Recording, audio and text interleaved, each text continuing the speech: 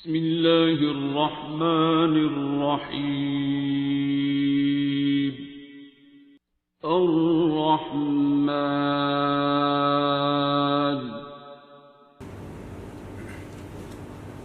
نماز اور قرآن نہیں پڑھا جاتا ہے مجھ سے، تو جیسے آپ کہتے ہیں کہ فرض نماز پڑھ لیا کریں، لیکن فرض بھی نہیں پڑھی جاتی، اور بہت دن کے بعد کبھی کوئی دن ایسا ہوتا ہے کہ اس میں محسوس ہوتا ہے کہ آج پڑھ لی جائے گی، تو اس دن جب میں کوشش کرتی ہوں تو اس دن واقعی میں پڑھ لی جاتی ہے. تو ایسے میں کیا کرنا چاہیے؟ کیا زبردستی فرض پڑھنے کی کوشش کرنی چاہیے، یا پھر اس کو چھوڑ دینا چاہیے اور جیسے جس دن لگتا ہے کہ آج پڑھ لی جائے گی بس اسی دن ہی پڑھنا چاہیے؟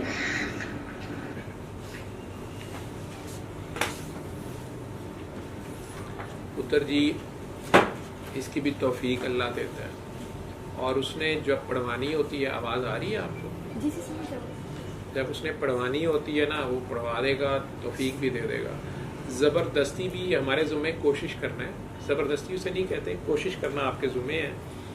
آپ یہ سب لوگوں کے لیے نہیں ہے، یہ جنرل جواب نہیں ہے، یہ مذہب کا جواب نہیں ہے، یہ پاگلوں دیوانوں کے لیے ہے جو اس طرح کے بچے ہیں.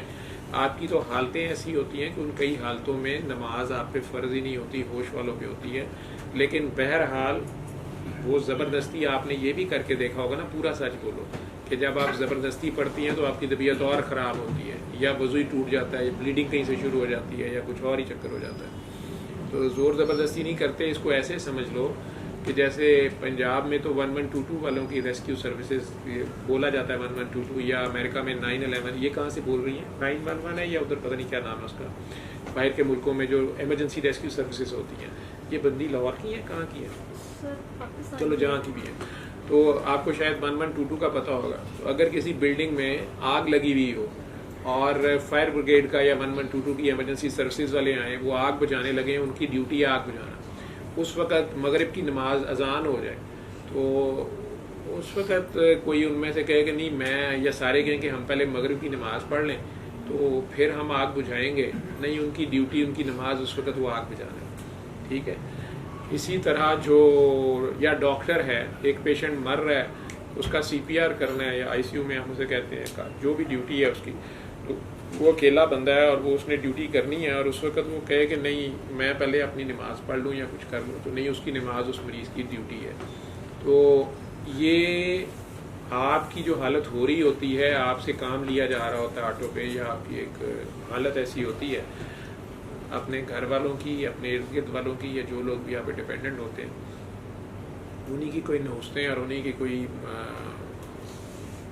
بدبختیاں یا درد ان کا آپ ابزارب کر رہے ہوتے ہیں.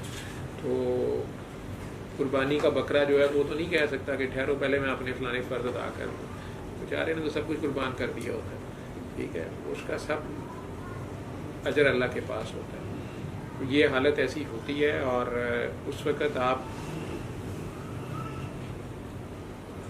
ننگے پاؤں پھرا کریں، سبزے کے پاس چلی جایا کریں، پانی زیادہ پیا کریں، اور جو دل کرے اپنی عمر کے بچوں والے یا TV پہ کوئی گانا ہی دیکھنے بیٹھ جایا کریں.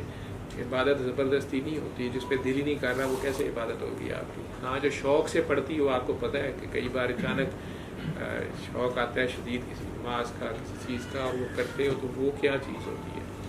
وہ جب اس نے پڑھوانی ہوتی ہے وہ بھی پڑھوا دیتا ہے. علم القرآن